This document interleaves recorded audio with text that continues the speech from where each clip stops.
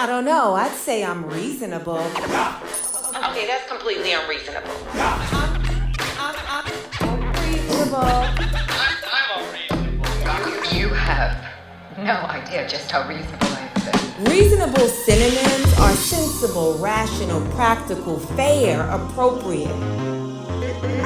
Fitting, suitable, logical. All things I would definitely say describe me. Do they describe you? Welcome to I'm Reasonable with Zainab Johnson. I'm reasonable. I most certainly try to be. Hello, everyone.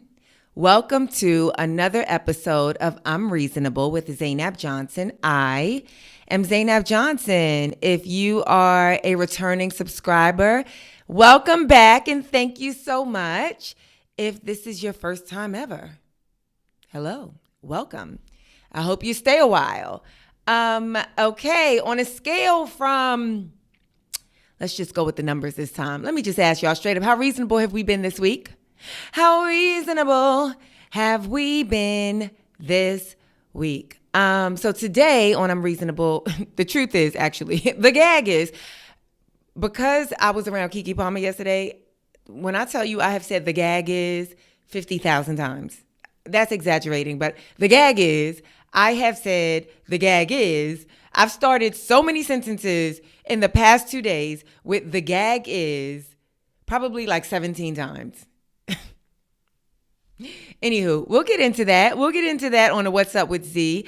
But the truth is, the gag is, I realized that in my notes, I did not write on a scale from nothing to nothing. So that's why I looked at it like, oh, okay, we just going to go with the numbers today. But you know what? Matter of fact, just be reasonable. Okay, so today on I'm Reasonable, we are talking in rap news.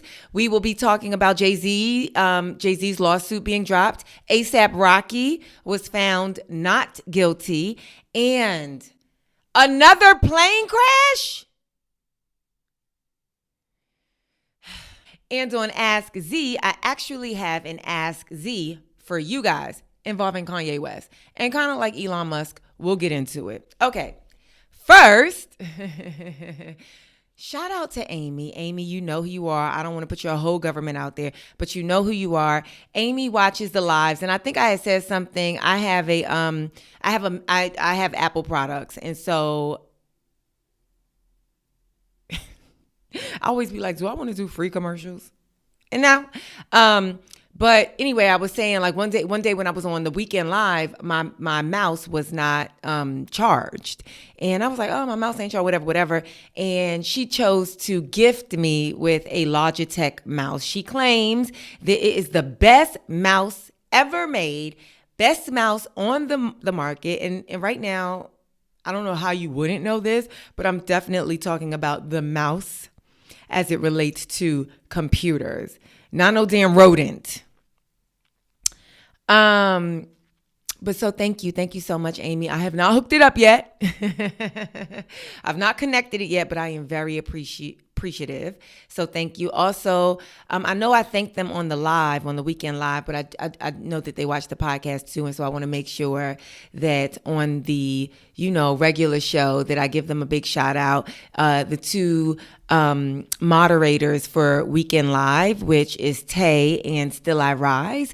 Thank you so much for moderating the comments during the Weekend Live. I really, really appreciate you. You're really helping to get, just sort of filter out some of the like overt trolls. So thank you. And of course, reminding people to subscribe, to hit the like button, to, get tickets to the show, et cetera, et cetera. I appreciate you both so much.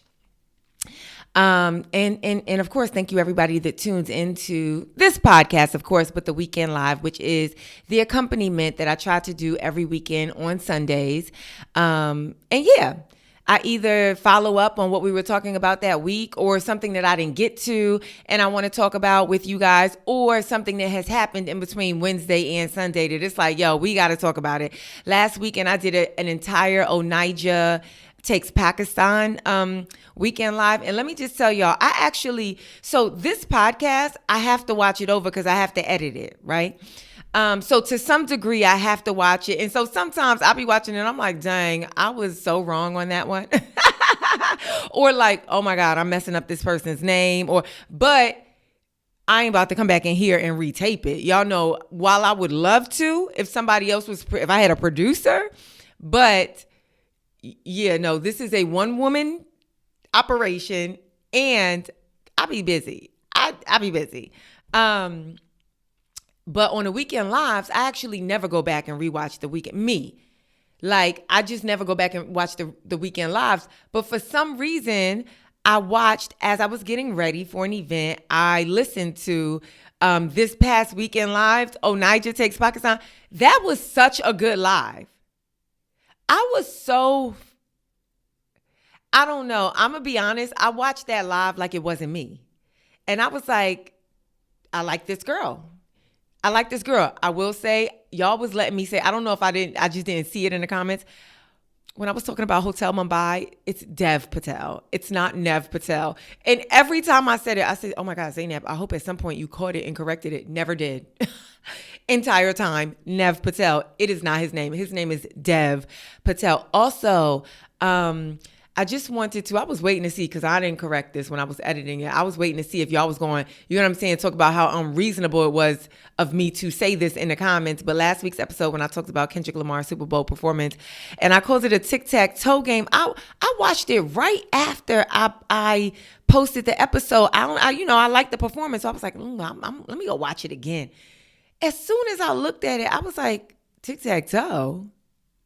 That is a game, that's a video game controller. And I realized that, like, I knew that, and I think I said it at some point in the podcast, but when I was first watching the Super Bowl performance with my friend, she said a tic-tac-toe board, and I don't know why. It's interesting because, like, somebody can say something and you see that, but then when I watched it but I was like, that is a game controller. But yo, only one of y'all in the comments was like, and I love how y'all interact with me in the comments, because y'all, the ones who are fans and subscribers and look forward to hearing from me as often as possible, it's like, Z, respectfully, Zainab, respectfully, whenever y'all about to disagree with me or say you ain't like something that I said, whatever, y'all be like, respectfully. And the reason why I appreciate that is because it is very reasonable to be aware that things can get intention can get lost in translation, especially when we're just texting, right? So you might be thinking like, girl, what are you talking about? That is not, you bugging. But I can't hear that via a written message, right? Especially if I don't really know you, like know your personality. And so when y'all start with like respectfully, I'm like, okay, so I need to be very mindful of how I'm reading this, that they are not trying to agitate me. They are not trying to be contrarians. They are not trying to troll. They are offering up their level of reasonability, right? That is not in line with mine, which is what I want you to do. But like, just know I'm saying this, with no malice at all. And so I like that in my communication, as much as it can seem like one way, right? That's why I like the weekend live, because it adds a little element of a conversation, right? Of a live conversation, a back and forth.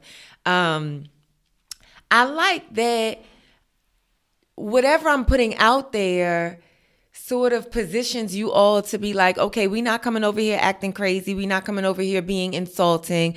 We're coming over here being reasonable. So respectfully, sis, what you talking about?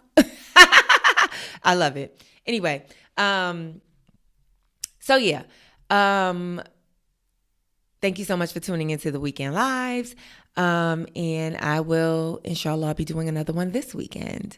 So yeah. Also, I don't think I've said this the past couple of episodes, but I have a special. If you're new to my channel, new to me, somehow somebody sent this to you or YouTube suggested it or whatever got you here. If you have not, because I see a lot of comments under my like clips and things like that. There's like, oh my God, where's your special? I need a full special. And like, it's out there. It's out there. If you have Amazon Prime, you can watch my special, my first 1 hour special. It's called Hijabs Off. And I'll get into this. I'll get into this later. It's called Hijabs Off. It's on Amazon Prime. It's only on Amazon Prime. So you need Amazon Prime to watch it. It's not like a special where you can buy off of the Amazon Marketplace. It is a Amazon Prime originally produced project through Amazon. So if you have Amazon Prime, watch it. If you don't, I completely understand. If you don't have it because you can't afford it, I completely understand. If you don't have it because you like capitalism and Bezos, I completely understand. Which is why I have the album Hijabs Off. It's the audio version available for you. And so you guys can definitely, if you just go to my website, ZainabJohnson.com, you can just click on the link and you can listen to it. And I'm also, I'll be coming out with merch soon, like collector's items for Hijabs Off, because I'm only going to get much, much, much, much bigger. And this was my first. And so I want you guys to have some like nostalgia associated with it. Anyway, you can watch that on Prime. Also, if I know a lot of people be like, when's the next season of Upload coming? Which is also on Prime. Upload is a half-hour comedy, sci-fi like comedy that I am a series regular on. I play the character Alicia, and it is created and produced by Greg Daniels, who is most known for The Office, the U.S. Office, Parks and Rec, et cetera, et cetera. And you can watch that. We do have a new season coming this year. I have no idea the exact date, but as soon as I do know, I will let you know. And if you haven't watched it, if you're like, what? You acting in the show and I didn't know nothing about it, go ahead and watch it. It is another Prime original, so you need Amazon Prime to watch it. But there are torrent sites that be giving you all the content for free. So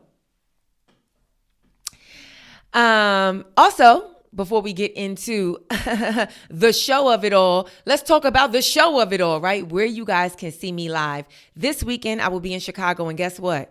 As I said, and as I continue to say, Chicago tickets sold out. I believe right now, as I'm recording this episode, which it's Tuesday night, as I'm recording this episode, there's tickets available for one show. Now, when I sell out, you know what happens. The club or the venue or the promoter, they hit up my agent and they say, hey, these tickets are gone. We're still a couple of days out from the show. Sometimes I sell out way in advance. These tickets are moving really swiftly, which I always tell y'all about, especially in certain markets. There's markets where I have like such a wonderful base, right? And then there's markets where I'm still like starting or continuing to build. Right? And these markets where I have a strong base, it's about me like being consistent, showing up for y'all that continue to show up for me and giving y'all a good show, right? So, Chicago, I'm sure by the time this comes out, it might be like 2 tickets left. So if you seeing this, go ahead and check. But of course, they were like, hey, is she willing to add another show? And what do I always tell y'all? No. No, I create for my own peace and sanity. I create parameters for my energy threshold. I set it in my mind. This is what's happening and this is what can be done. Now, don't get me wrong. There's things that happen that are out of my control, things that, and I account for that, right? Which is why I don't overextend, which is why I tell you guys, when I put tickets on sale in your city, get those tickets. I understand if you got to wait for a check to clear. I understand if you're waiting for your taxes to come through. I understand. But like I always tell y'all, if you in dire financial straits, but you need a laugh, I got a comp ticket for like 1 or 2 of y'all that are constantly supporting me by way of the digital space, of course, right? But I don't add shows. It has to be like really special circumstances. Like last year when I did Paris, originally it was only 2 Paris shows on the schedule. But then Paris sold out in a matter of days. They sold out so fast, the promoter was like, oh, we didn't know. And because it's believed that American comedians can't sell in Paris. And then Black American comedians. But my tickets sold so fast, and I love the Brown Sugar Company that I did my Paris shows with. They were fantastic, and I'll be back in Paris, just FYI. But yeah, I added shows because it's like I'm not in Paris. Do you get what I'm saying? I don't know when I'm gonna be back at the time. I don't know when I'm gonna be back in Paris. You know what I'm saying? Like I'm there anyway. It's a long trip for me. I'll add the show, and they sold out so fast. So unless there's special circumstances, I'm not adding no shows. No. I put them shows on the schedule. I let y'all know well in advance where I was going to be and how many times I was going to be there and what times I was going to be there. So get those tickets. So if you are in Chicago, I hope there's a ticket available for you. If you already got your tickets, I will see you there. I'm there this weekend, February 21st, 22nd, and 23rd, Friday through Sunday. February 21st, 22nd, and 23rd also. What I encourage everybody to do, people buy tickets all the time. See, the good thing about Zanies, because that's where I'll be in Chicago, the good thing about Zanies is they do not accept third-party tickets. So a lot of people, if they know that the artist sells good in that city, a lot of third-party companies will try to buy tickets and then sell those tickets for more. Sometimes you guys hit me like, hey, I'm seeing tickets on this website for $100 and something. It's like, no. My tickets range from $25 to $30. If I'm not selling well in the city, then they'll drop them tickets down to $5. That's not often, but it's some cities where I have to build in that market, or I just be feeling like the city ain't really got no money like that. No shade to them cities. I ain't going to specify which ones. But people come out. I'll end up having like sold out crowds, but it's like 75% of the audience got in for either free or $5 tickets. And people come to me like, I never heard of you before, but oh my God, you have a fan now. And I love that. Absolutely love it. But if you buy tickets to the show, if you a third party and you bought tickets to the show and you try to scalp them, sell them for more, Zanies will not honor. You got a show ID accompanied to the purchaser of the receipt of the ticket.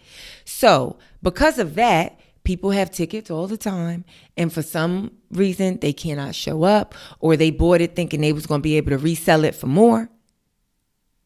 And we'll have, at the end of the night, at some point when the show is starting, they'll know if they have like, oh, okay, it sold out, but 3 ticket holders did not show up. And so there's a wait list. If you show up day of at the door, they'll add you to the wait list. And possibly there were a few people all 9 of my London shows sold out. But there were people who they came and they signed up for the wait list. And it was like, okay, well, because they also have seats for me that are like, oh, my agents have seats that are like, just in case they want people to come. They, stuff like that. That at the last minute on the day of, they'll be able to. I'm telling y'all all the stuff people don't never tell y'all with shows.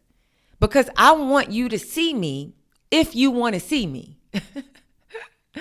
Anyway, that's Chicago. I will be there. I'm looking forward to it. And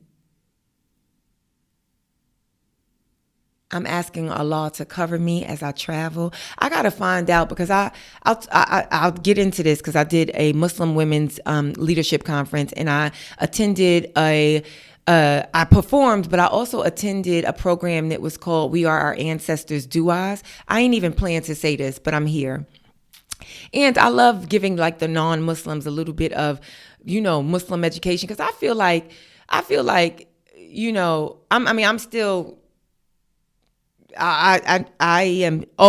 constantly learning and constantly trying to, be better with the practice of my faith, but which we call our deen.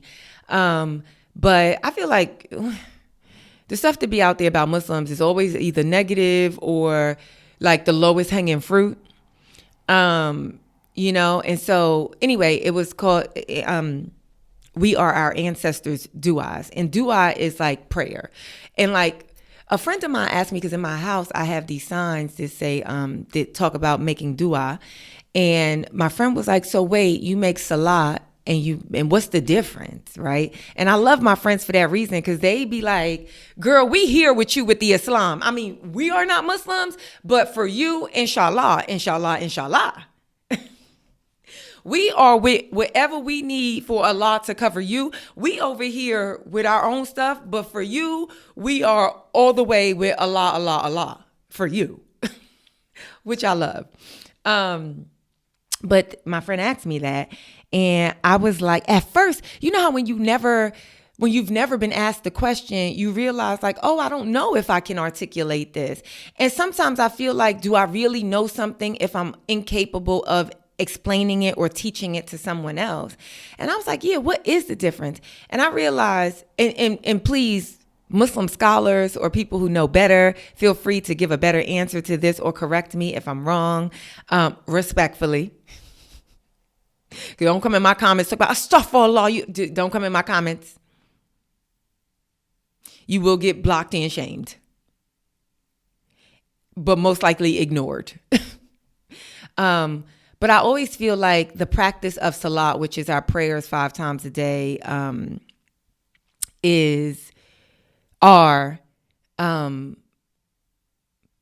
praising like Allah. And you make dua within that, meaning you're asking Allah for something. But like when I am, reciting Al-Fatiha, I'm not asking Allah for something, I'm praising Allah. And then the dua is something that you do in conjunction with your salah, but also any time of the day when you're asking Allah for something. Actually, during that program, she was actually saying there are times to do where your du'as will be heard. It was whatever. But she talked about the names of Allah, and when you're asking for specific things, there are names of Allah, and you call Allah by those specific names. And so I'm sure that I imagine that there is one for the protection for travel. I have to look that up so that I can specifically make dua when I travel, because I travel for a living. And we'll get into the planes. We'll get into the planes of it all. Okay. Am I still talking about girl, what is the schedule, right? March 8th for one night only, I will be in Tempe, Arizona. Y'all get those Tempe tickets. It is the only road date that I believe that I'm doing during Ramadan. Ramadan is the full month of March this year, and that is the only date that I'm doing. And if last year when I booked that date, when I agreed to do that date, if I knew that it was during Ramadan, I probably would have said no. But here we are. And so it is the only show on my calendar. It is the only road show on my calendar for the month of March. And it's a big venue. It's a really big venue. So help me fill it, inshallah. That's March 8th, Tempe, Arizona. The venue is called Cafeteria Comedy. And then April 4th, I will be in New York City for one show only. I believe there's only a few tickets left for that show as well. April 4th, I will be at the City Winery in New York City for one night only. Then April 11th and 12th, I will be in Toronto. Somebody was like, Toronto is called Toronto. And I'm like, sure. April 11th and 12th. And again, those tickets, I don't feel like looking right now, but very few tickets left for Toronto as well. That is April 11th and 12th, 3 shows only in Toronto, Canada. I used to have Portland, Maine on my calendar for April 13th. That is being rescheduled. That Portland, Maine date is being rescheduled. So if you were looking forward to that, I do apologize. May 2nd through the 4th, I will be in Arlington, Texas. May 2nd through the 4th, I will be in Arlington, Texas. June 6th through the 8th, I will be in Kansas City, Missouri. That's June 6th, 7th, and 8th. Then June 13th and 14th, San Francisco, California. June 13th and 14th, San Francisco. June 19th through the 21st, Baltimore, Maryland. June 19th, 20th, and 21st, Baltimore, Maryland. And like I said, I'm adding Tampa. My agent actually just hit me like, hey, can we confirm Tampa now? And I was like, okay, let me look. Cause whatever, it don't matter. So we're working on Tampa. We're working on other Florida markets, Sacramento, Oakland, Atlanta. We're getting official. I know there's a Atlanta offer in my inbox right now that I have to look at. There's a few more international dates that are being added. I will, as soon as they are confirmed, I will bring them to you guys. So just stay tuned. Of course, At the end of the year, December 5th through the 7th, I will be in Addison, Texas, and we'll be adding more dates in between now and then. So, put your notifications on. Put your notifications on. While I have you, go ahead, like, share, and subscribe if you haven't done so already. Let's help move these numbers up, okay? Slowly but surely, let's get these numbers like, you know what I'm saying? Like, let's make sure everybody is loving me. Or just like really wanting to engage and like, yeah, what is a reasonable way to look at this and discuss this, even if we respectfully disagree with one another? All right. What's up with Z? What is up with Z? So as I said, I performed at this Muslim Women's Leadership Conference, and a lovely sister by the name of Malika, she has been reaching out to me. She shows up to my shows when I'm in Minnesota, and she has been reaching out to me for like the past 2 years, like, could you please come and do this? Please perform at our leadership conference. And I'm like, yeah, here's my agent's information. Like, of course I'll do it, but this is the proper channels to go through. And I believe the first year she was trying to get me, I was already booked. And so she was like, oh no, this is not going to happen again. And she politely got on my schedule well in advance. And I did that in Minnesota this past weekend. And it was fantastic. And it is hard to perform at corporate events. It's hard to perform at events that have any sort of like religious, especially if you are someone like me that may not be, a person's ideal representation of a Muslim. I think I'm ideal, because my goal is always to improve.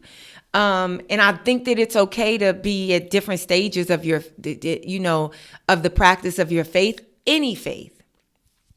But, I know that there are some people who, are bothered by me just because they have a very, one way of seeing things. And it's like, nope, I'm not showing up in that way, and they can't get with it. Or they wish that they could be and exist in the world and be like how I am, and they can't. And so, they kind of hate, but they really love, but they just are envy, whatever. I feel like these rooms can be tough to crack, but this one, I had a lot of fun. They were tough to crack.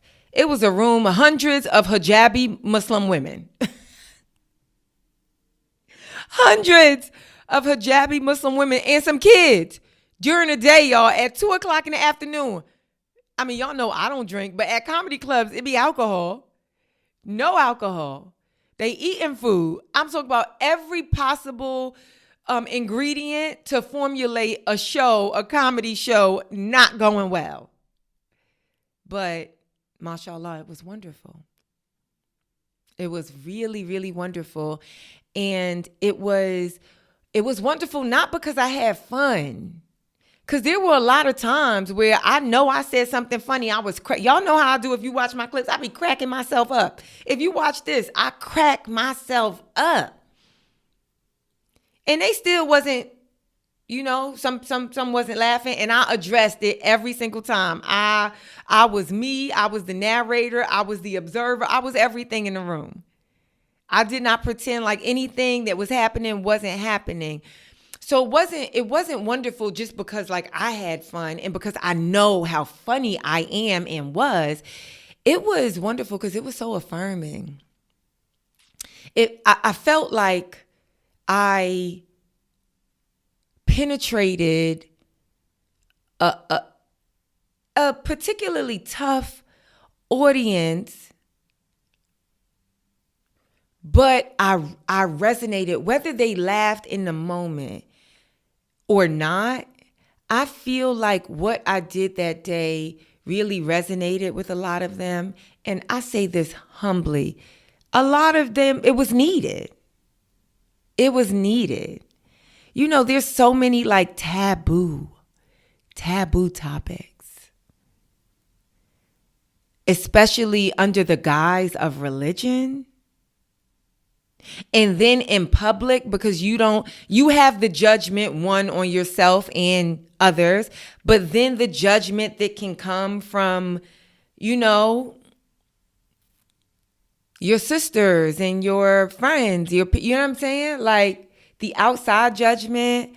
I know that I just felt, and I mean, this was affirmed verbally, but I actually really felt necessary. And like, it's really fun to be a stand-up comedian for the most part. I mean, there's of course parts of this career that are challenging for me and frustrating and anxiety building, and of course really scare me, and unpredictable, and sometimes unreliable, and downright hurtful sometimes. But a lot of it is really, when I'm up on that stage, most times it's really fun, but I think it's something different to feel necessary. And, I don't say that like in Kanye West energy. Kanye is like, what would the world be without ye? What would the world be without Ye? Not like that, but I did feel very necessary. And not in like a self-important way, but like, people ask me a lot, what is the legacy that I'm hoping to, like, what am I trying to achieve as a comedian? And I it's crystallized for me in the very recent past, and I share this a lot, but I really am just trying to be the person that I never got to see as, I'm about to get emotional, sorry. I really am trying to be the person, that the example that I never thought I had as like a young black Muslim girl, a young black girl in this world. I think we're getting a lot more of it. And so I'm really glad, and I am trying to be one of, not the only, but one of the examples that I wish I had when I was a young girl, a teenager, a young woman, something that affirmed my existence and my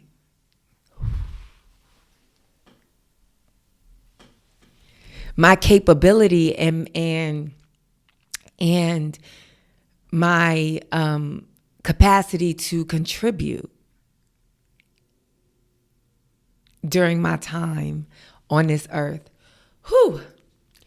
I had a great time in Minnesota. So thank you to the Women's Leadership, the Muslim Women's Leadership Conference, for being very diligent and unrelenting in getting me there and having me perform. This was shared heavily on Godfrey's podcast. Godfrey promoted it, and that was really wonderful, and I talked about it here. So yesterday I did host the ABFF Honors. I was fantastic. I looked amazing, and I still got the ponytail in. I have to shout out my hairstylist for the event, Aroxy.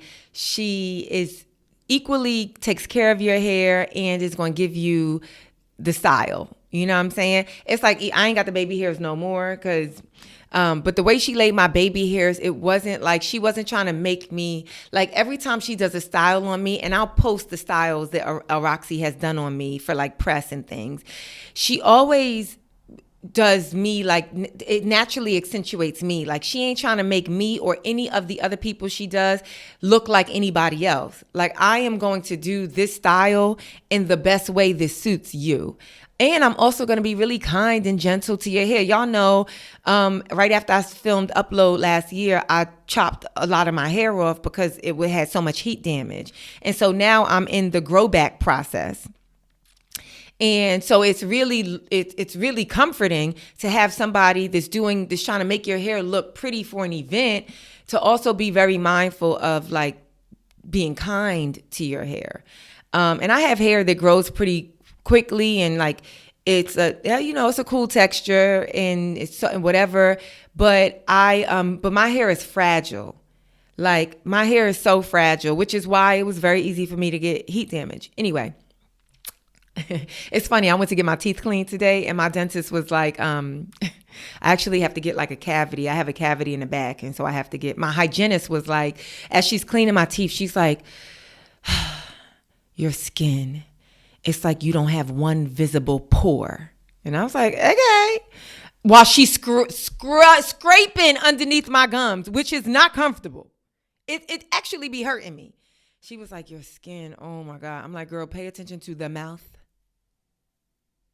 Look at the mouth. And then while she's cleaning in the back, she was like, okay, so I'm going to take a picture so you can see, but I do believe that you have like a cavity in the back. So we have to take care of that. You have to focus on, like, you really have to focus on cleaning, you know, your back teeth. Like, you really have to, you know, do a better job at, whatever. And so when she said that, she was like, oh, I knew you weren't perfect. Anywho, shout out to my hairstylist for the ABFF event, Roxy, and my makeup artist. This was the first time I used her. I was so grateful. My friend Tabitha, she is Tabitha's makeup artist, and I was like, a makeup artist that I do really love using. He was either unavailable or just the rate was just outrageous for the budget that I had. And so I was just thinking about my network, right? And I totally forgot about Delina, though. Delina's great. Delina did my makeup for Hijabs Off. Delina did my makeup for Delina's great. It totally slipped my mind. I'm sure Delina did people's makeup for that event, whatever. But I reached out to Tab and I was like, hey, you know, you think Brandy could do my makeup? And she was like, absolutely. I'll give you her information now. And Brandy was amazing. And, you know, it's really, it can be really nervous to have somebody do your makeup for the first time. And y'all didn't do no pregame before the event. It's like, and she was doing it. I only had 90 minutes before I had to be on the red carpet. We have never met in person before. As much as she always be around Tabitha, we had never met in person. Like none of that. And so, and I was asking her, like, are you nervous? And just me. And then here's the thing. I had on an oversized suit. And my hair is completely put, you know what I'm saying? It's no bells and whistles. So I need you. We got to serve face. Let me tell you what, Brandy,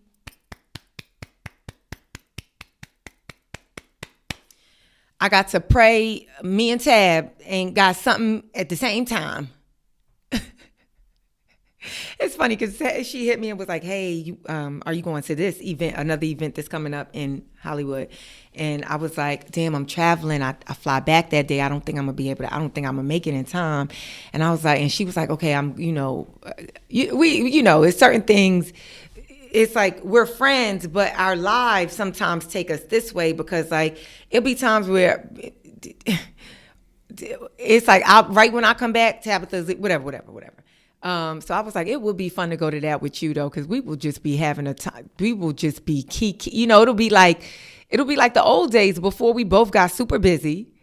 You know, when we used to be at events together and just having a time for the both of us.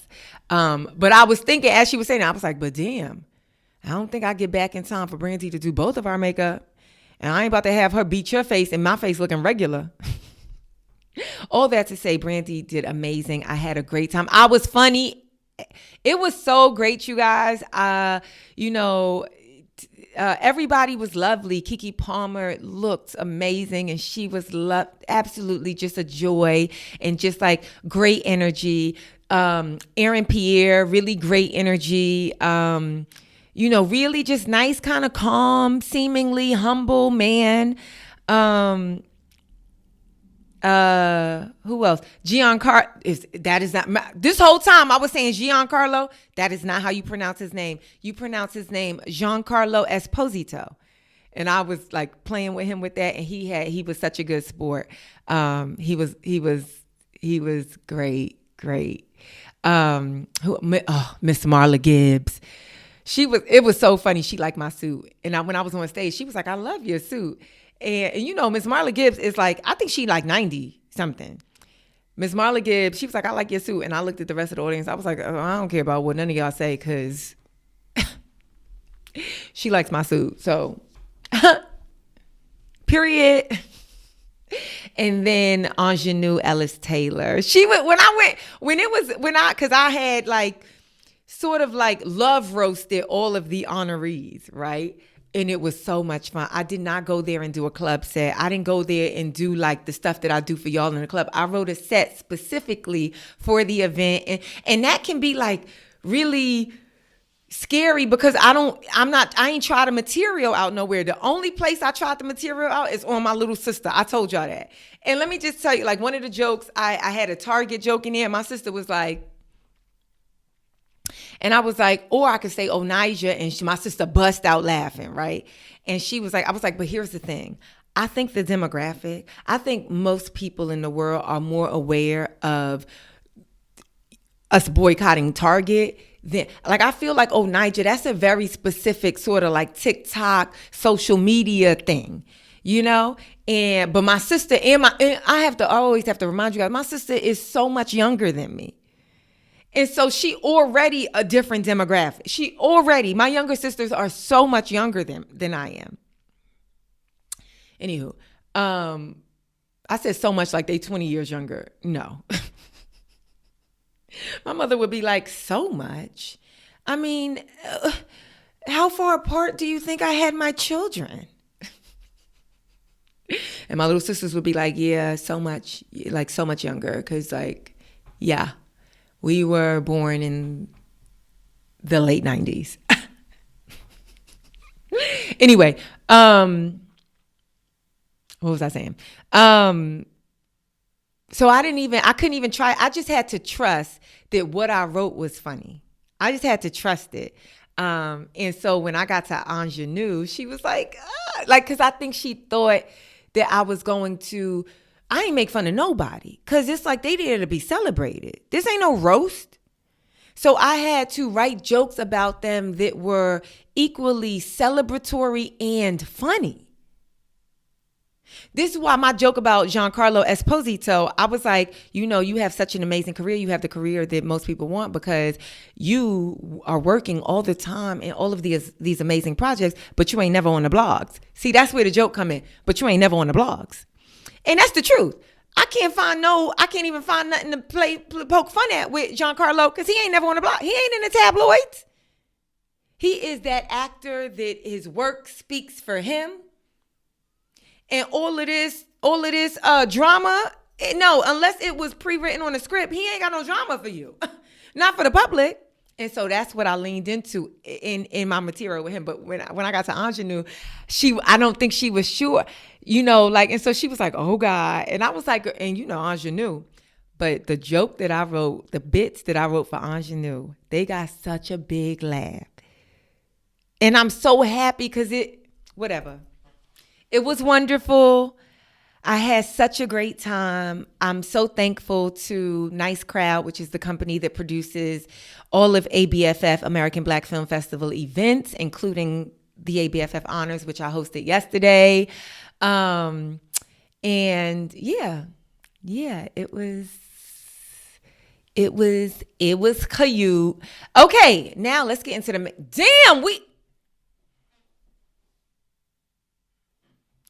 how we 40 minutes in and I ain't even in the main topics yet? Okay. Jay-Z's lawsuit was dropped. Main topics. Jay-Z's lawsuit was dropped. If you are unfamiliar, last year, towards the end of the year, very end of the year actually, an unknown woman represented by an attorney by the name of Tony Buzzbee released a publicity threat at first, then an official civil claim against Jay-Z and P. Diddy. But Jay-Z alleging that he joined in a sexual assault against her, alleged rape. I know a lot of people don't say these words, these trigger words on social media because they don't want their videos to be flagged or anything like that. But I think the problem with that is that that we, like, sometimes we got to call things what they are. And if we start taking out these trigger words, I fear that we'll start to move away from very necessary conversations. It's like, yeah, when we talking about rape, there's no protection. There's no protection. Rape is rape. This is alleged rape. And like I said, the charges were dropped. I'm in no way saying that, but I'm just saying rape is rape. Rape is rape.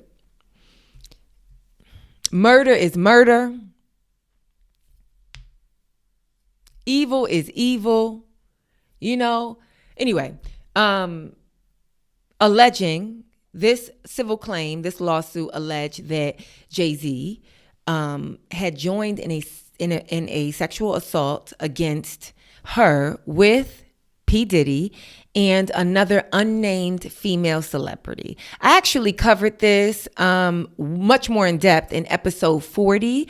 And so if you haven't listened to episode 40 and you're like, oh, I never heard about this, I don't know where I've been in the world, but I had no idea that somebody alleged that Jay-Z had sexually assaulted them. I'd love to hear more.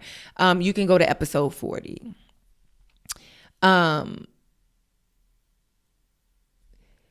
I feel like we covered it when the claim was alleged, and now we can wrap it up with its dismissal. The update is that it was filed to voluntarily dismiss her suit. So the Jane Doe who filed the lawsuit, she filed to voluntarily, I'm quoting, she filed to voluntarily dismiss her suit with prejudice. With prejudice means that she will not be able to bring this case against the alleged again. Now,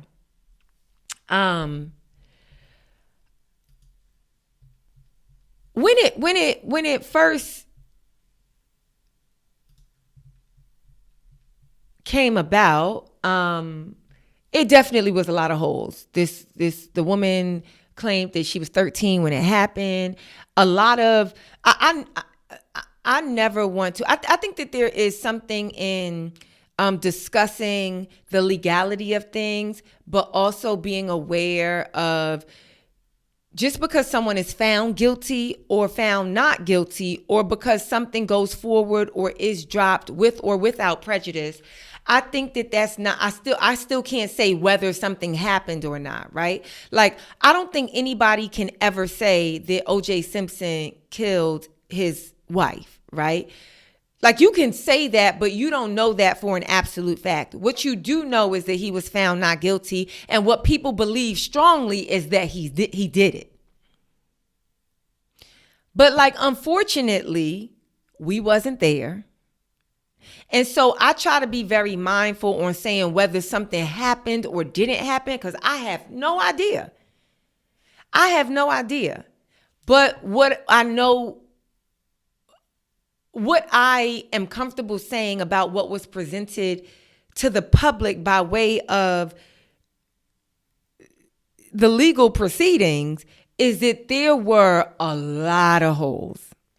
My personal belief, as it relates to Jay-Z specifically, I think that Jay-Z has done a lot of things in his life that were not ideal. This one was very hard for me to believe, just because it's just like the story just was like too, it just was too bad. And I don't mean too bad like, oh, I don't want to believe Jay-Z could do something like that. No. It just wasn't making sense. We all be listening to, I listen to my siblings, my friends. I be like, now wait, what? Hold on, take me back, because something don't sound right. It's just our logic and our experience in this world. And people forget things, people lie, people misremember a lot of that. There's stories that I tell in my stand-up. Everything in my stand-up starts from the truth. But then I embellish, I change names, I change things because I'm trying to extract the funniest thing for you guys, right? I'm trying to extract its highest potential to be both true, impactful, and funny. That's what I'm trying to do. Whether I achieve it, but that's what I'm trying to do. And so sometimes I'll relay a bit that starts from like a real story, and I'll start doing that bit so much I can't even tell you what the real story is. Because I have remembered the bit so much, and I'm living in the comedy bit of it all. It's like, dang, I can't really remember if that's what I said or if that's the joke that I wrote. Like sometimes people ask me like, did you really do that? And I'm like, a lot of stuff, I'm like, no, this is what really happened. Because I know in a joke if I'm saying it verbatim, right? But there's some times where I'm like, honestly, I can't really remember if that's what I exactly did or if that's the joke if that's what I wrote for the bit. But I believe that Jay-Z is capable of, and I think in his past, I think that, if you just look at his story, there's definitely room in there for behavior that was unideal. I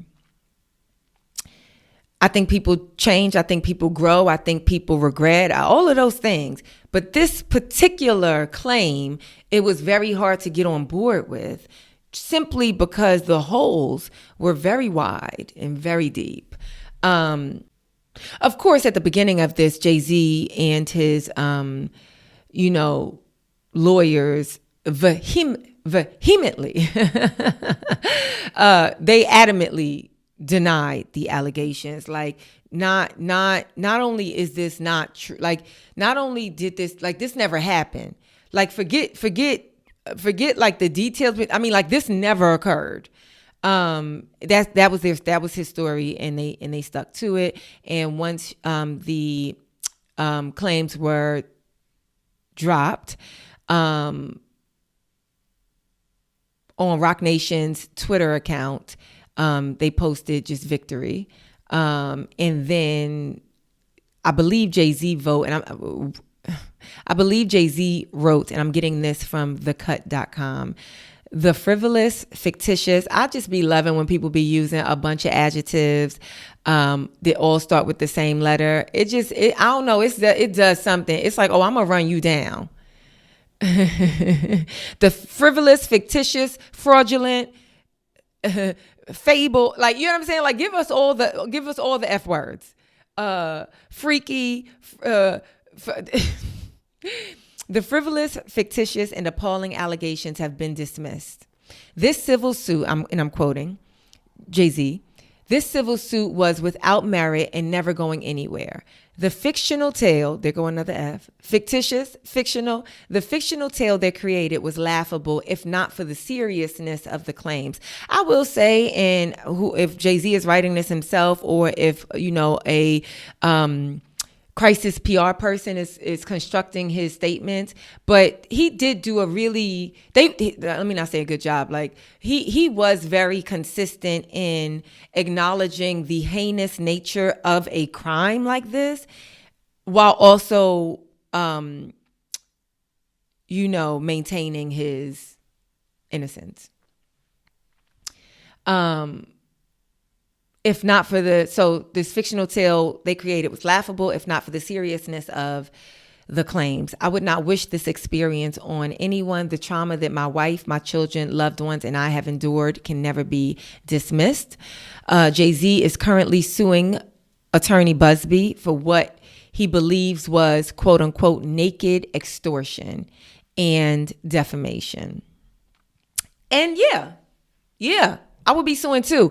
Jay-Z said that Jay-Z and his attorneys, they said that they was doing a defamation suit from jump. It was like, not only is this not true, not only are you a crackerjack attorney, not only because they've been calling him a 1-800 attorney lawyer, which is basically like ambulance check, you know what I'm saying? Like, it's like they like the bottom of the barrel attorneys, right? That bring on all of these suits in the attempt to just get you to settle so that you don't have the bad press. Like, you don't want to deal with it, so we just settle. We're going to get this quick payday, whatever the payday is, right? And so Jay-Z from the very beginning was like, and we going to return a suit because you're not about to play with me. You're not about to play with me. And I know Beyonce was in the back like, you're not about to play with my man. You're not about to play with my man. Yeah. Only I can play with Jay. That's not a very good Beyonce impression. Forgive me. But also, Jay-Z said that he believes that Buzzbee, his tactic, was not just defamatory, but purposely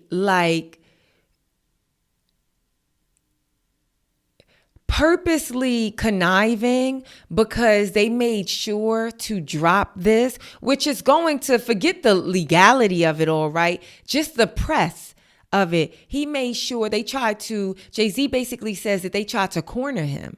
Like, they basically tried to extort him. That was Jay-Z's word. They tried to extort him by dropping this right before the movie Mufasa, you know what I'm saying, came out, which, you know, that was like his daughter, his and Beyonce's oldest daughter, Blue Ivy.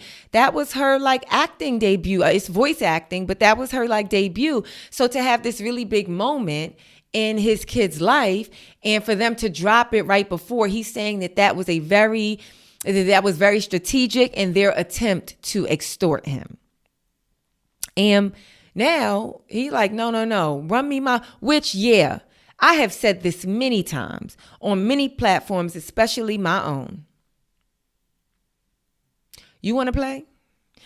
I say that, you know, you want to rape, you should be prosecuted and held to the you know, highest possible punishment for that, without a doubt.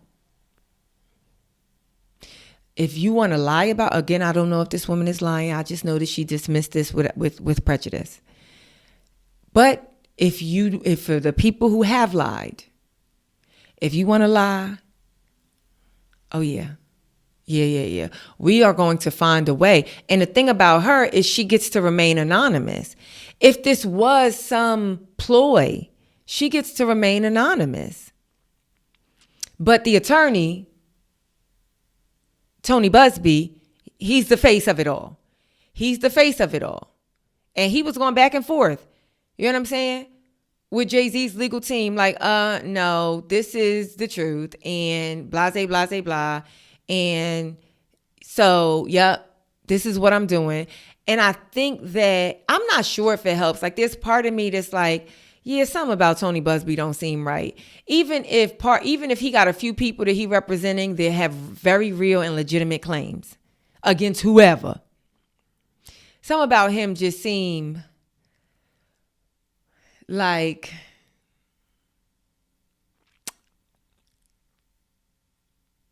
what you here for? Justice, civility, or you just trying to extort people? Like, what you here for? The show of it all? Anyway, that's just what it seemed like. I don't know him either. But if God forbid, Allah, please protect me. I pray this is never in my life. If I ever have to bring a claim against someone for any sort of sexual misconduct, let me tell you who I'm not calling. Tony Buzzbee. No. I did want to bring up, I ain't even mentioned it. A lot of people are mentioning it, and Diddy's team is definitely capitalizing off of it. But Diddy said that he said a lot of stuff too, like this is, baseless claim, and this is, where this is dropped, it didn't happen, and whatever. He had some, specific. Let me see. I read what Jay-Z said. Let me see if I could read what Diddy said.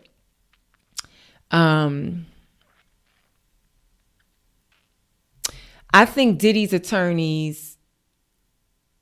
Okay, so Combs' legal team offered a statement calling Buzzbee. Okay, so they're the ones who called Buzzbee, who threatened. He threatened to bring 300 suits, 300 civil suits, civil lawsuits against Diddy, alleging some sort of assault, trafficking, in a sexual nature, etc. Against the rapper. And so they called, Diddy's legal team called him a 1-800 attorney. I know any one of the 1-800 attorneys that are even a little good are like, now hold up. You ain't got to throw me under the bus because Tony Buzzbee, you know what I'm saying? But it's a whole bunch of us over here. So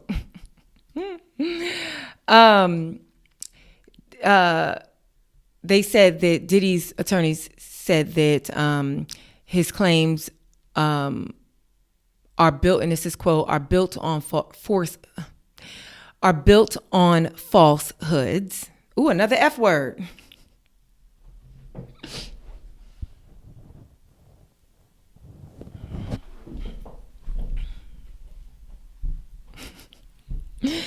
Ooh, another F word. And then they said for months, we have seen case after case filed by individuals hiding behind anonymity, pushed forward by an attorney more focused on media headlines than legal merit. They also said, just like this claim, the others will fall apart because there is no truth to them. Sean Combs has never sexually assaulted or trafficked anyone, man or woman, adult or minor. No number of lawsuits, sensationalized allegations, or media theatrics will change that reality. Now, the thing about Diddy is that this was all civil for Jay-Z. This was all civil for Tony Buzzbee. But Diddy is in very real jail facing criminal charges. And so he still got a lot to overcome. A lot. The thing that I was thinking about in regards to this is the last thing I'll say about this Jay-Z Diddy suit being sexual assault, civil suit being dismissed is I do think that there is some insulation for Jay-Z because of his attachment to Beyonce. And I know I said that, and I don't mean, let me be very clear. I don't mean that Jay-Z is somehow getting preferential treatment or Jay-Z is somehow able to skate the law because of who he's attached to. I just mean that even in the releasing of this initial story, I do think that there is a good amount of people in this world who care, are huge fans and care about the person that Jay-Z is attached to. He is directly attached. Everything that happens to him directly affects Beyonce. And so I think there's at least a care there. And so when I think about, of course, this is a very situation. They can't be compared, Jay-Z and Diddy, in regards to what is out there being alleged, right? And the information being presented, and whether you like Jay-Z or not, whether you believe he's capable of something or not, what we all saw was Diddy beating up Cassie. And that changed a lot of people's minds and hearts, right? And their willingness to speak up and say, well, hold on a second, right? But I think also this is not true, but I think it's something for us to consider.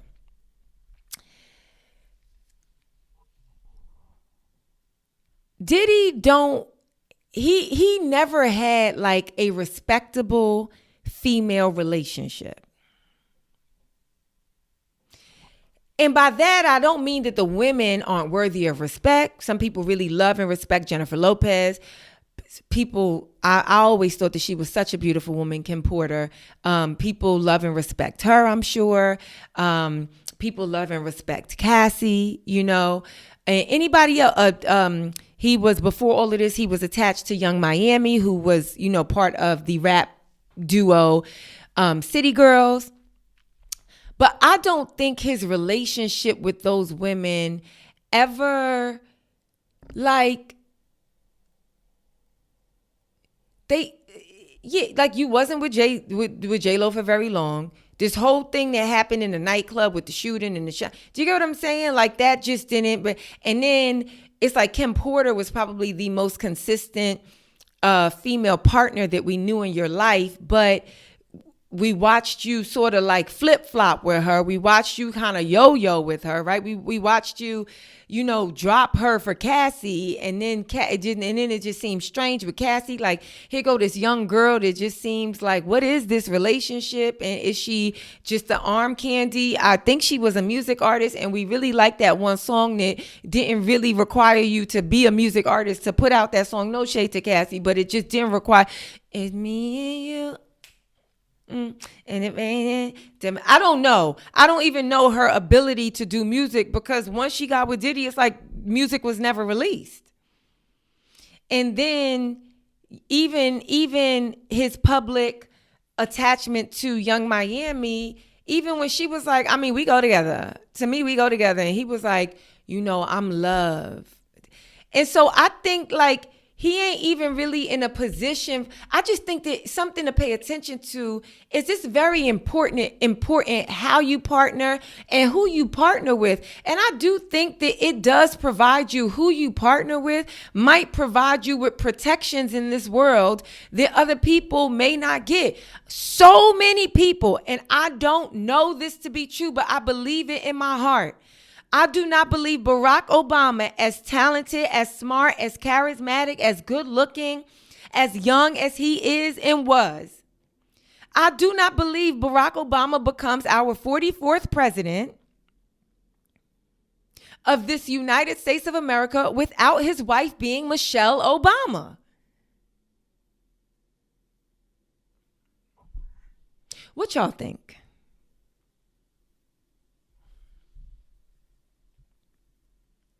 Speaking of rappers in court and who they're partnered with, A$AP Rocky.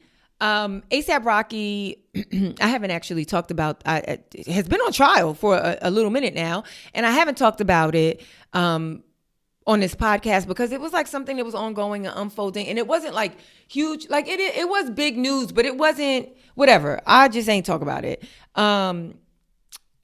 And it was unfolding, and I didn't feel like, I mean, I even wanted to be mindful of that when I was talking about Diddy. Like, yo, we ain't going to be talking about Diddy every week. This is not the Diddy podcast. This ain't the legal podcast. This ain't the A$AP Rocky podcast. This ain't the courtroom podcast. You know what I'm saying? Like, this ain't court TV. And so I have been paying attention to it. I don't know if I've said this to you guys on this particular podcast, but I know I've said it publicly. Whenever I pitch like a show for television, I'll always be saying if I'm writing a show that includes like some of my brothers as characters, I always be like, and A$AP is this brother. We got to get A$AP to play this character. But if you aren't aware, A$AP Rocky is a rapper, a fashionista, and the partner and father to Rihanna's 2 children. He was accused of shooting a member of his like rap squad. I don't know if that's how they, their team. I don't know. He was accused of shooting a member of his rap squad, A$AP Relly. They all go by A$AP something. A$AP Berg, A$AP Rock. So this was A$AP Relly that he was accused of shooting at. He was charged, A$AP Rocky was charged with 2 counts of assault with a semi-automatic weapon. And if he was found guilty, he would have faced a possible 24-year prison sentence. They offered him at the beginning of when this first went to trial, or before it went to trial, they offered him a plea that maybe was like 2 years or something like that. And everybody was like, oh, he better take that because it's a possible that he could get 24 years. And that's what they do a lot in the court system. It's like they're going to show you that big number that you can, that they'll definitely, if you are found guilty, they'll definitely penalize you. Because it costs the city and the state to go to trial. It costs them. Just like you got to pay for an attorney to defend you, it costs them to go to trial. And so they don't want to do it. They would love to just lock you up in wherever they lock you up or have it on their, you know what I'm saying? The system, especially for us, what my neighbor be doing, the system ain't set up for us to just be thriving and existing freely, you know? But it costs. It costs for the prosecution to prosecute. And so they be trying to hit you. They be trying to show you the possibility, but it's like, so take this 2 years. Yeah. Most people like, wait, so 2 years don't seem like a lot when you comparing it to 24. But let me tell you, as a person that don't want to see the inside of a jail cell for not even 1 second, not even 1 second. And I'm claustrophobic, I've realized. Anyway, he was offered a plea deal. He chose to decline it. And his defense was that the main defense that they banked on was that he could not have shot him or shot at him. I don't believe that A$AP Rocky was ever actually hit, but so him shooting at him is still like an attempt, right? The charge is like an attempted murder, right?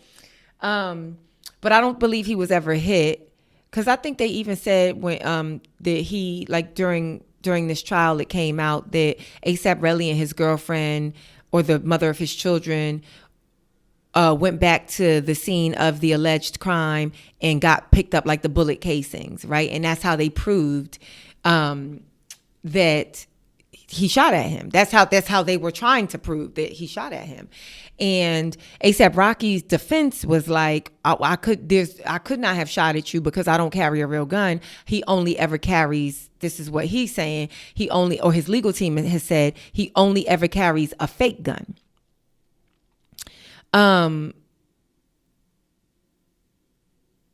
This was an interesting case to me because, or interesting trial rather, because this is a criminal case. You know, we talk about Jay-Z, we talk about Tony Buzzbee. That's civil, right? That's money. That is like, you don't go to court unless a lawyer agrees to take that on. The state is not showing up for you civilly. The state is saying, you know what? The state is not saying,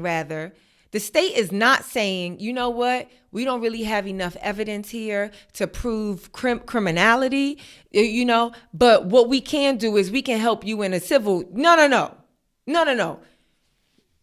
They doing criminal only. So in order for the city, the state to bring a criminal case against you, that means that they believe, because basically when prosecutors prosecute, they're basically saying that this person, we want to prove that this person committed this crime. And the reason why we need them off the street is because committing this crime proves that they provide a, or they threaten the safety of the public. That's who the city, the state, that's who they're operating on behalf of. So A$AP Rocky, while he is the complaining witness, the state, the city, they're operating on behalf of the quote unquote public, the people. Yeah, we can't have you out here in the street shooting at somebody, whoever it is, because that is unsafe for the people. Forget your specific group member. Forget your friend. For just the people. At some point in the trial, they were saying they had released the text messages, and it was like, all right, I'm going to see you. Come meet me in front of Trader Joe's. Come meet me. And that was like, who's shooting in front of Trader Joe's? Are there no Trader Joe's witnesses? Because, thankfully, I be at Trader Joe's probably like twice a week when I'm in town. And all these years, I ain't never heard no gunshots outside of the Trader Joe's. But could you imagine? So they saying, yeah, no, you can't be outside of the Trader Joe's just shooting. We don't care who you shooting at. This is a threat to public safety. So criminally, the state is always operating. Yeah, there can always be a there can always be, they need to prove their case. They need a complaining witness. When there's like an alleged murder, there has to be like a body, and they don't necessarily need the murder, the alleged, the weapon, but there definitely needs to be a body. Because how can you prove that that a person was killed if you ain't got the body? I say all that to say, because like when I'm talking about like a Jay-Z and a Tony Buzzbee, it's like that's the money. Money may be about who got the most money. Jay-Z, obvious. Jay-Z, I believe, is a public billionaire, if not very close to. He is a very high-ranking celebrity. His wife is an even higher-ranking celebrity. And they have a lot of money. They have, at this point, generational wealth. So I imagine they had the resource, fake or not, to really give Tony Buzzbee and any other attorney a run for their money. No pun intended. Literally. Now, in a criminal case, it ain't like, it's on the defendant. If you could buy the best lawyer, then great. Which speaks again to what I was saying about partnership. I don't know. I have no idea how much money A$AP Rocky has. A$AP Rocky appears to be a very successful, and he is the most known and successful of his A$AP clan. Like I said, he's a fashionista. A$AP Rocky, I don't think he live in Harlem no more. I think he down in I think he does well, but also Rihanna might be a billionaire or something, or again, close to. And that is his partner. Again, another woman. There has a lot of people in this world that at the very least are hoping that we don't see his demise simply because we know how his demise will affect her.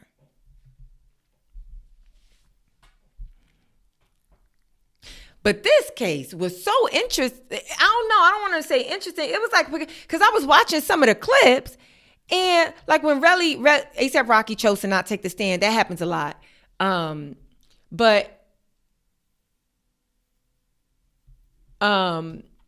But sorry, I saw a new headline and was like, I was watching A$AP Rocky on the stand, and I'm like, for him to be like the complaining witness, it seemed like he the defendant. Watch. You told Mr. Zolman that you had gone back. You told Mr. Zolman your Instagram that you had gone back and reviewed your Instagram. That you now recall that the video was recorded in Los Angeles on October 19, 2021. Is that right? Correct? Yes, correct. Okay. Your Instagram. Is that right?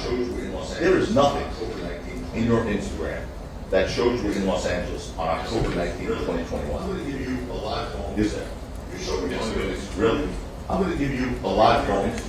You show me on your Instagram. Show me on your Instagram where it shows that you're in Los Angeles on October 19, 2021. What do you mean? We have to go see now. Your Instagram.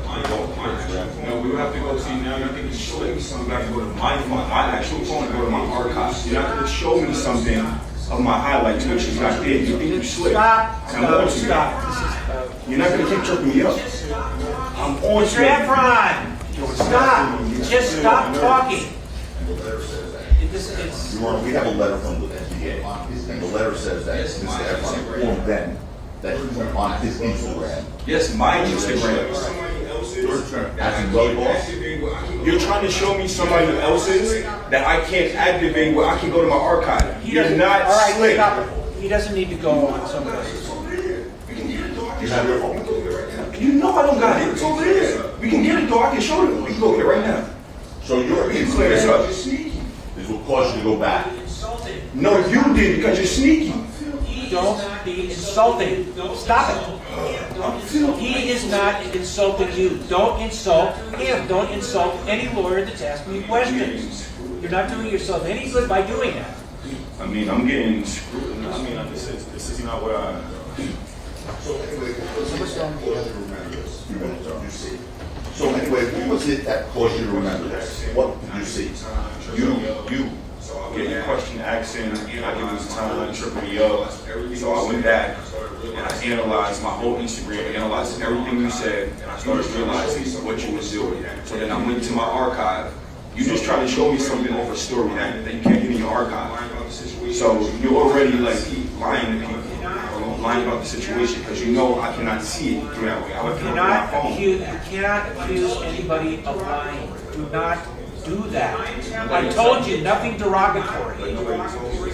I'm telling you, and I've been telling you, do not be derogatory toward anyone in It's like, it's, so the defense attorney is just doing his job, right? And so I have two things to say on that, right? One, I do believe that I get whether he's telling the truth or not, whether he was just trying to extort ASAP Rocky, whether he really did get shot. I get in this particular clip, in that part, I do get what's happening. It's like the defense attorney is basically saying, I'm gonna bring up Instagram on this phone, right? On this random phone, I'm gonna bring up Instagram, and it's going to show that what you're alleging, which is that you were in LA on this particular day. I'm going to let you look at your Instagram, and you're not going to be able to see. You don't have anything that's showing on your Instagram that says that you were that proves that you were in LA, right? And he's like, first of all, I posted it on my stories. And everybody know on your Instagram stories, they 24 hours. So the only way that I could prove that I posted from LA on my stories is if I go through my phone. You telling me to look at somebody else's phone, they can't get into my archives because they are looking, because they not behind, you know what I'm saying? They not the account holder. They only looking for, the story is over. They ain't never going to be able to see it. So you trying to prove something, but you're not really setting it up in its most factual way, because you know I ain't going to be able to get to the story through this random ass phone. I need my phone to go into the archives.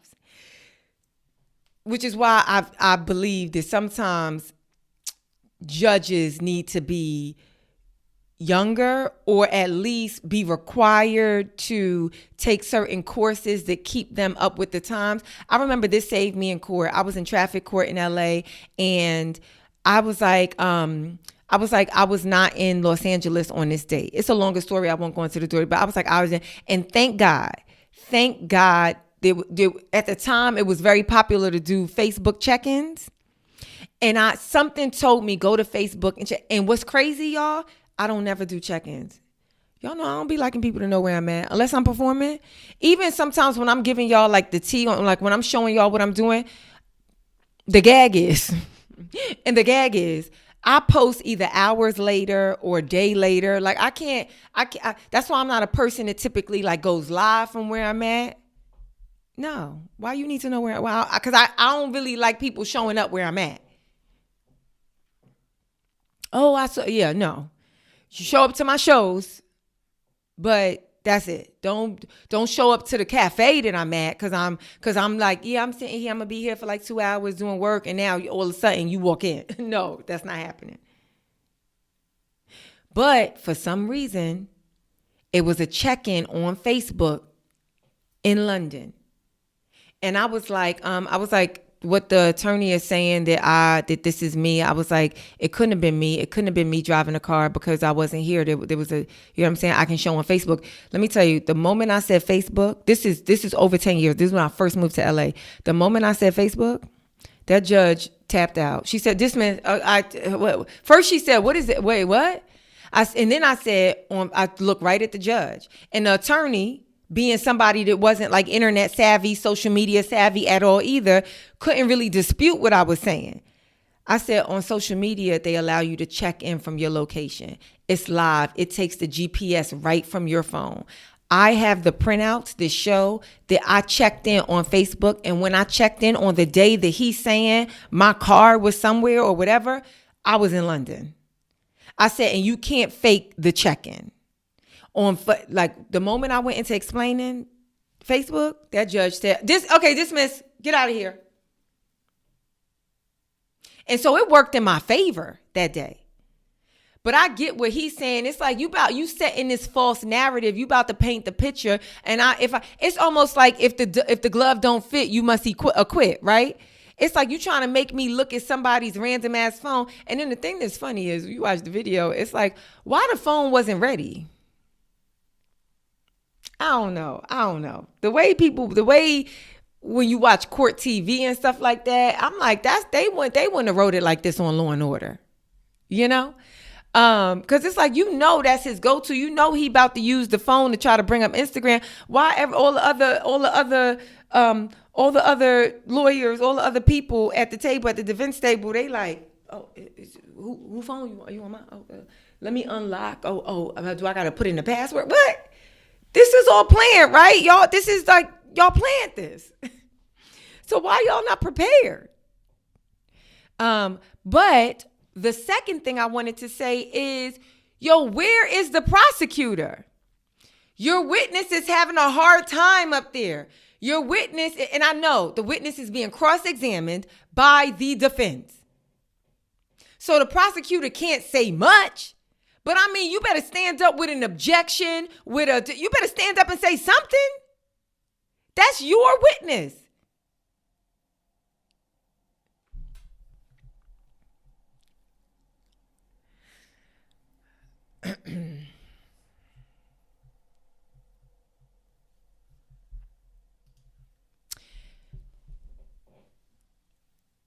During their closing arguments, the prosecution tried to urge the jurors to not take into account that Rihanna, not just being the huge celebrity that she is, but just, being his partner, and her kids. He's saying, like, don't let that sway you.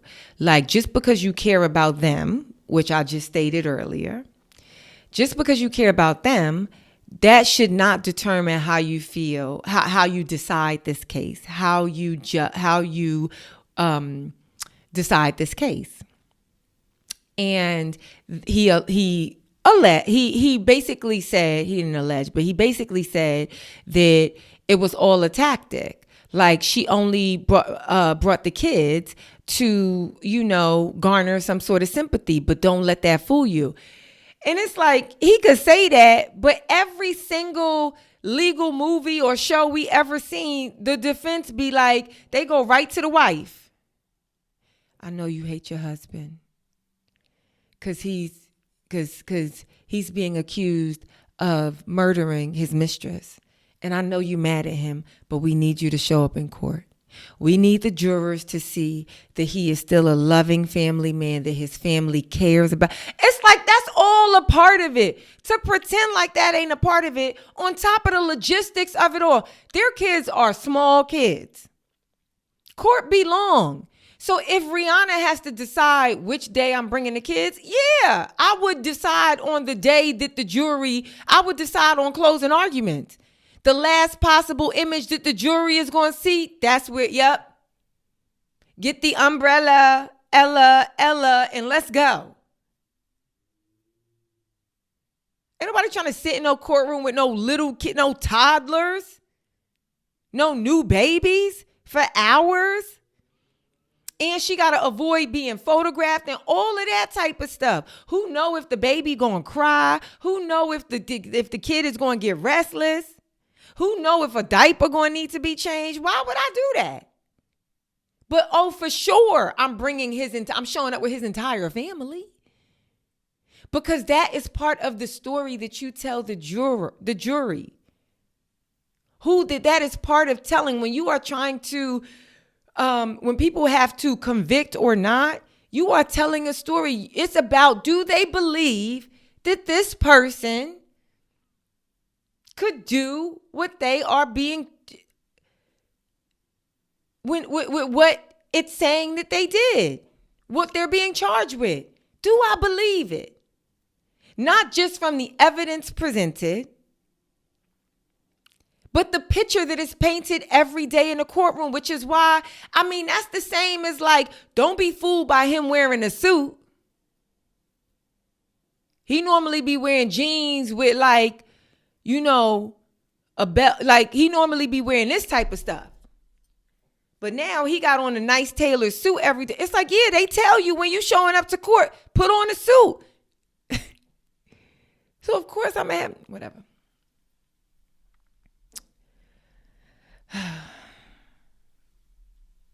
It's like I am going to do, when it comes to my life,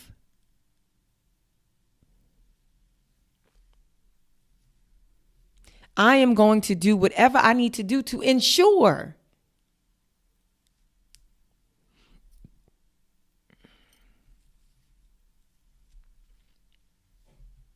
when they said not guilty, he was jumping up and let me tell you something. When they announced that not guilty for, I can only imagine how,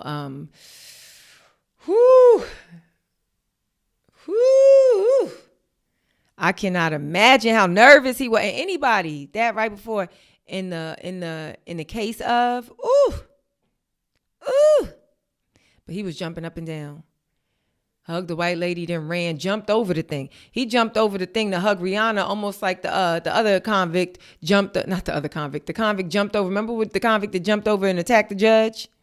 He must have been mentally ill, but had a vertical leap. That's how ASAP Rocky jumped over. In this, I got to be real specific with the ASAPs because it's a whole bunch of ASAPs in this one. ASAP Rocky, he jumped over, hugging Rihanna. Okay, last but not least, we got to get out of, how do episodes be so long, y'all? How? Especially when I be so tired. Last but not least, these planes crashing. And I'm going to be real quick with the plane crash. It's tragic. I'm going to be real quick with it, though. So, Delta flight,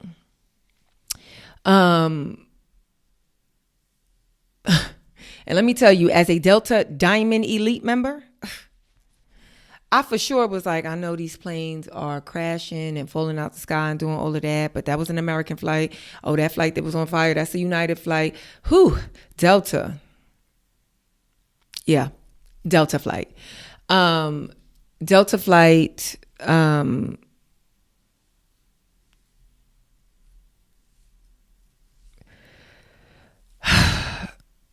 A Delta flight operated by a regional carrier, Endeavor Air, which I know it's necessary for them to have partner. But I really hate when you book a flight with an airline and then I know it's necessary, right? Like I know that like it's necessary. You could book through.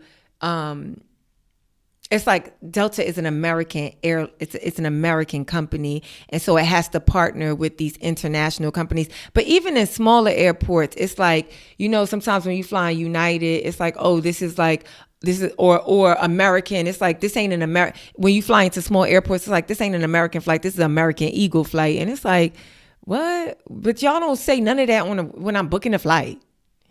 Anyway, I know sometimes it says it, whatever, I ain't about to get into this was a flight operated by Endeavor Air. The flight was on its way, the flight was landing at Toronto Pearson Airport and it crashed. It was a crash landing, literally. And it was a lot of snow on the ground. When you see it, they had gotten, in a matter of hours that day, they had got 20 inches of snow, which is almost 2 feet of snow. That's a lot of snow. So the fact that the plane, and I know like Toronto notoriously has cold weather. Toronto notoriously has severe weather, and we all be trying to get where we going. But like 20 inches of snow, that's a lot.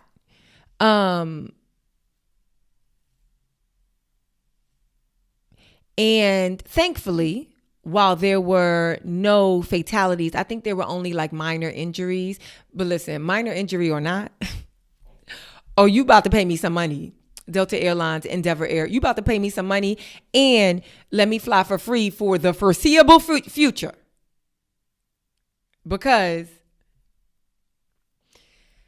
aside from the terror, right? Aside from like the obvious terror, of seeing a plane crash and the terror of so many plane crash, consistent plane, like every day it seemed like, and this is new. Since I've been alive, I don't feel like I have experienced many plane crashes in the news. And so for this to be feeling like a constant, like a day to, like every other day, ever since old boy got in office, planes ain't been right ever since. I'm going to say ever since Trump got in office, planes ain't been right. And I say that as somebody who has to fly in 24 hours.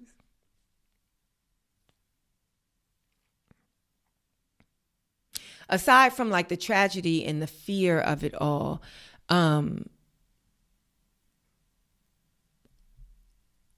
I could think about when I saw them deplaning the people who thankfully survived it, all I was thinking was, this is why I be flying with so many clothes on. I ain't the type, you ain't never gonna see me in the airport with a tank top. I don't care if it's 100 degrees, where I'm coming from and where I'm going. You're not going to see me in the airport or on an airplane. Beyond the AC, beyond the cooling system on the plane just being disrespectful, you're not about to see me in no tank top and shorts. On a plane? Oh, no. And I never dress. I always dress for where I'm traveling to. Like, yeah, if I'm traveling to warm weather, it's like, yeah, I'm going to have on pants. I'm going to have on a shirt. I'm going to definitely have layers with me. I'm going to have layers. I don't know what's about to happen. I'm going to have layers. But I see a lot of people that be traveling from Florida, be traveling from, southern regions, like consistently warm regions, Los Angeles, but they heading to, places that have winter weather at the time. And it's like, oh, okay, but I'm going to change. I'll change before we get to the thing. Or, the person picking me up with it from the airport, they going to meet me with a jacket. They going to meet me with a coat. No.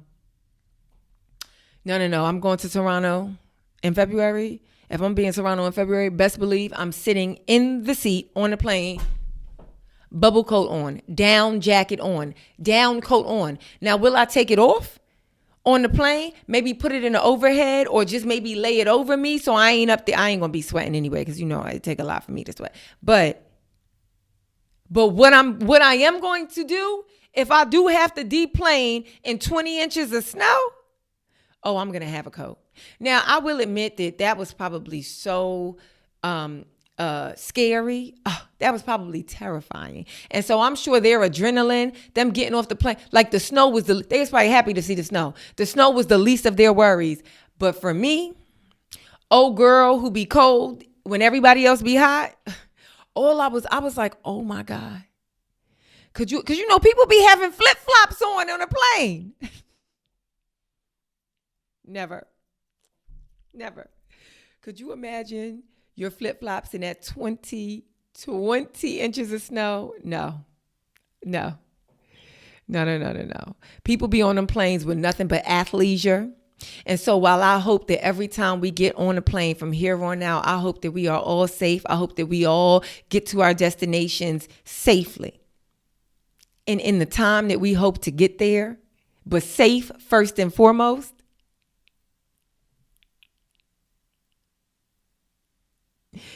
Let this be a little bit of a reminder to you. You might need a little bit more than leggings and a sports bra. You might need a little bit more than your t-shirt and swim trunks and flip-flops. Even when y'all dressing y'all kids to travel, like,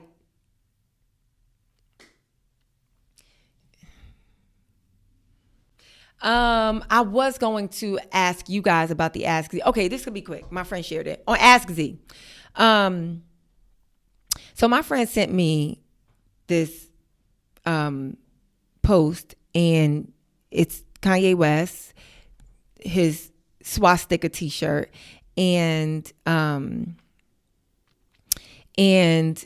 guess Kanye West tweeted, I'm going to normalize talking about Hitler the way talking about killing niggas has been normalized.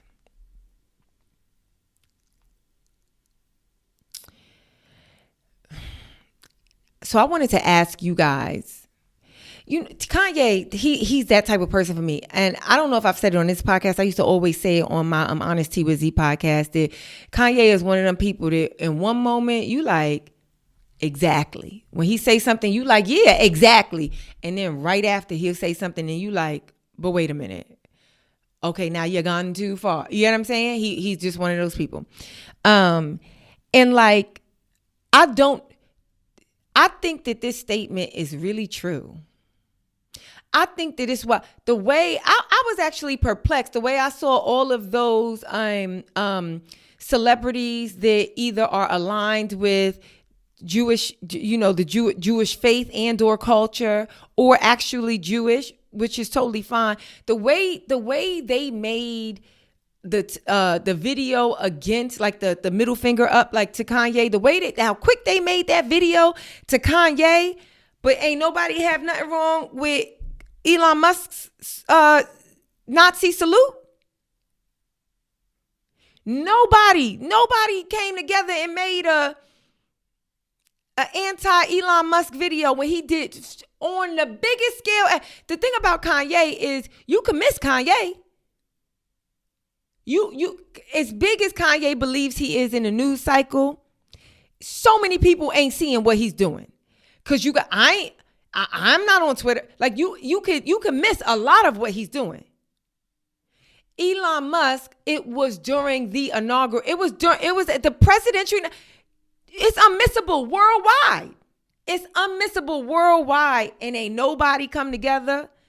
A whole bunch of y'all that swear you want to fight against anti-Semitism. And ain't nobody make a video when he literally, I don't care what he said afterwards, did a Nazi salute on the biggest stage. But y'all got so much smoke for Kanye, and I don't agree with most of Kanye's tactics. This statement is true. Yeah, it's like Dave Chappelle said. Dave Chappelle tells this story. If I can find a clip of it, I'll share it. If not, Chappelle tells a story about why he left the Chappelle show, and he says that, whenever Standards and Practice was going through the script, it's like anytime he said anything about gays, anytime he said anything about Jewish, anytime he said certain trigger things, they would be like, nope, you can't say it. But every single time he said the N-word, they left it. They had no problem with him saying the N-word. And he had to take that like, oh, wait a minute. This messaging is very clear. So like, I feel like, okay, so I'm telling y'all what I feel, and I'm like, this was supposed to be my Ask Z to y'all. Do you feel like there is any merit in what Kanye is saying? He's saying, and do you think that this was his genuine intention when he released these swastika t-shirts? Do you believe that his genuine intention was to try to normalize talking about Hitler in the way that talking about killing N-words has been normalized? Y'all let me know in the comments. Hashtag it with Ask Z so that we know exactly what you are referring to. And that's it for me. That is it for me. This has been another episode of I'm Reasonable with Zainab Johnson. Thank you so much for tuning in. Until next time, stay reasonable.